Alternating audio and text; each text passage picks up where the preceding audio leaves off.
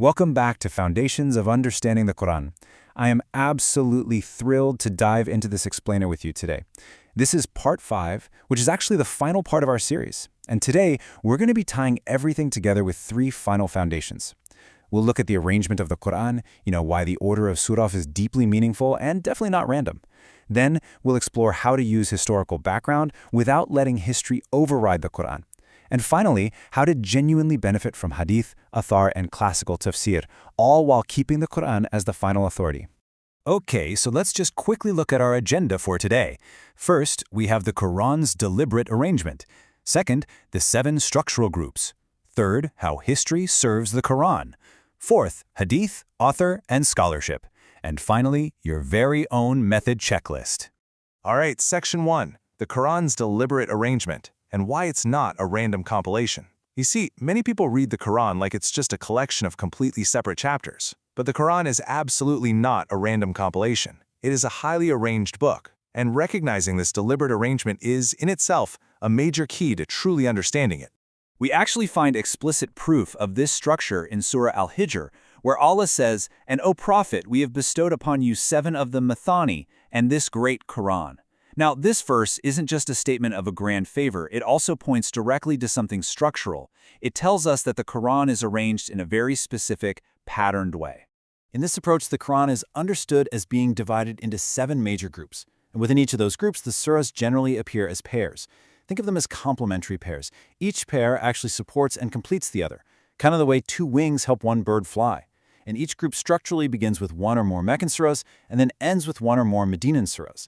Now that difference is really important because Makkan and Madinan revelation often serve entirely different purposes. The Makkan surahs focus intensely on warning and glad tidings, truth and falsehood, accountability, and basically calling people to faith. On the other hand, the Madinan surahs focus on building the community, purification, law, organization, and separating believers from rejectors in very practical terms. Yet both of these parts are in complete harmony, just like roots and branches. The Makkan revelation lays down the foundation, and the Madinan revelation grows the system. Let's move to Section 2, the 7 structural groups, which form a patterned framework. Let's see how all of this builds together. Now, very briefly, the 7 groups are described exactly like this. We can literally map this entire framework out. Group 1 goes from Surah Al-Fatiha to Surah Al-Ma'idah. Group 2 is from Surah Al-Thanim to Surah Al-Taba. Group 3 spans from Surah Yunus to Surah Al-Nur. Group 4 runs from Surah Al-Furqan to Surah Al-Ahzab. Group 5 covers Surah Saba to Surah Al-Hujurat. Group 6 is from Surah Qaf to Surah Al-Tahrim. And finally, Group 7 goes from Surah Al-Mulk all the way down to Surah Al-Nas. So why does all of this matter? Well, it matters because each group has a very specific theme. And if you understand that theme, you understand exactly why the surahs are placed where they are. Let me give you some examples. The first group primarily addresses the people of the book, especially Jews and Christians. It communicates truth to them to the point where they are left with no excuse, establishing a new ummah from among the Ishmaelites, purifying it, separating it, and presenting a covenant. Then, the second group addresses the polytheists of Arabia. It communicates truth to them until they have no excuse, purifying believers, separating them, and finally describing the decisive worldly judgment of Allah upon the direct addressees of the messenger. Now, the 3rd to 6th groups basically revolve around the themes of warning and glad tidings, purification and separation, which builds up the believers stage by stage. And then the 7th group returns powerfully to warning the leadership of Quraysh about the hereafter, completing the proof, warning them of severe punishment, and giving glad tidings of the absolute dominance of the Prophet's mission. Now listen carefully here because this part is a bit subtle, but it is extremely powerful. This arrangement has a kind of progression to it. If you look from the later groups backward toward the earlier ones, the themes actually build and intensify until they reach an absolute peak in Group 2, where the messenger's endar reaches culmination in the form of worldly judgment. What that means is Group 2 becomes like a central climax point in the Qur'an's thematic flow. And then Group 1, while addressing a completely different audience, the people of the book, still connects to that exact same climax, just with different addressees. So you see, the Qur'an isn't just chapters arranged by length. It is a highly deliberate arrangement where themes grow, tighten, intensify, and eventually culminate. And if you really reflect on this, it gives you something totally priceless. It helps you accurately locate the background of a surah. It helps you sense the exact phase of the mission. It helps you identify the addressees. And it helps you understand exactly why a surah has that specific tone, that urgency, and that style of argument. In other words, the Qur'an's arrangement literally becomes a map that guides your entire interpretation. Okay, moving on to Section 3, History Serves the Quran, the 7th century context. Now, arrangement alone isn't quite enough. The Quran must also be understood in its historical background. Because the Quran didn't just descend in a vacuum. It was revealed to Prophet Muhammad in 7th century Arabia.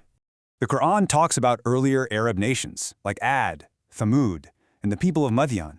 It directly alludes to their beliefs, their prophets, and the consequences they faced. It refers to Ibrahim and Ismail in Arabia, the building of the Baytullah, and the religious distortions that were introduced much later by Quraysh. You know, how a center of Tawheed literally became filled with idols. The Quran also mentions events happening in real time. We're talking debates, objections, persecution, migration, treaties, conflicts, hypocrites, people of the book, and complex tribal politics. It's dealing with real human society. So yes, history definitely matters. So, the crucial guiding principle here is this. History must serve the Qur'an, not rule over it. We definitely benefit from established history to clarify references, understand the circumstances, and unlock complex allusions. But we always keep history totally subservient to the Qur'an's words, its coherence, and its arrangement. Next up is Section 4, Hadith, Athar, and Scholarship, the balancing act. This is another vital foundation. Exactly how we use Hadith and Athar. Now, Hadith and Athar are among the absolute most valuable non-definitive sources for tafsir, especially because they directly connect us to the Prophet and his companions. But they aren't equal in certainty to the Quran or to the universally transmitted Sunnah. So what exactly is the balanced attitude we should take? Here's a really powerful summary of how to strike that balance. If someone makes the Quran completely subservient to Hadith, they basically haven't understood the high status of the Quran. But on the flip side, if someone refuses to benefit from Hadith and Athar at all, they're depriving themselves of a massive treasure that is second only to the Quran itself. The correct way is this. We should benefit from Hadith widely, but we must examine it in the light of the Quran's clearly established principles. If a report contradicts the Quran or clashes with an absolute principle of religion, we absolutely do not force the Quran to bend. Instead, we always keep the Quran as the final judge. Now finally, what about scholars and classical tafsir? Well, we absolutely must take scholarship seriously, because knowledge grows through humility, not arrogance. A student of the Quran shouldn't ever imagine that guidance will somehow come by just ignoring centuries of dedicated scholarly work. The major classical works like the tafsirs of Tabari, Razi, and Zamakhshari each preserve a very specific type of treasure, whether that's narrations, theological discussions, or intricate language and syntax. Now, we don't just take everything blindly. We accept what is in harmony with the Quran's language, coherence, and arrangement. But we never ever disrespect or ignore this incredible intellectual inheritance. Which brings us to Section 5, your method checklist, a grounded approach. Because when you study the Quran with deep respect for the Quran explaining itself, the subject matter and stages of the messengers in the surah coherence, the Quran-wide arrangement, historical background, balancing Hadith and Athar, and the profound legacy of scholarship, then your tafsir becomes truly grounded. It becomes consistent, it becomes safe from cherry-picking, and most importantly, it becomes spiritually fruitful. So as we wrap up this series, let me give you a final, really simple method checklist that you can carry with you whenever you open the Quran. Step 1. Start with the surah itself. Determine its core theme and coherence. Step 2. Identify the addressees and the specific phase of the Prophet's mission. Step 3. Use parallel verses of the Quran that clarify meaning. Step 4. Place the surah firmly within the Quran's larger arrangement in its broader group theme. Step 5. Use historical background to illuminate the text, but never to dominate it. And finally, Step 6. Benefit from Hadith, Athar, and scholarship, but always keep the Quran as the ultimate judge. And always remember the Qur'an's own signpost about its majestic structure. Allah says, "And O Prophet, we have bestowed upon you 7 of the Mathani, and this great Qur'an. This great Qur'an is never random. It is beautifully arranged, it is perfectly coherent, and it is deeply purposeful." May Allah make the Qur'an the light of our hearts and the guide of our lives. If this explainer series benefited you, please like, subscribe, and share the playlist with others. And drop a comment below. Which of these foundations helped you the most?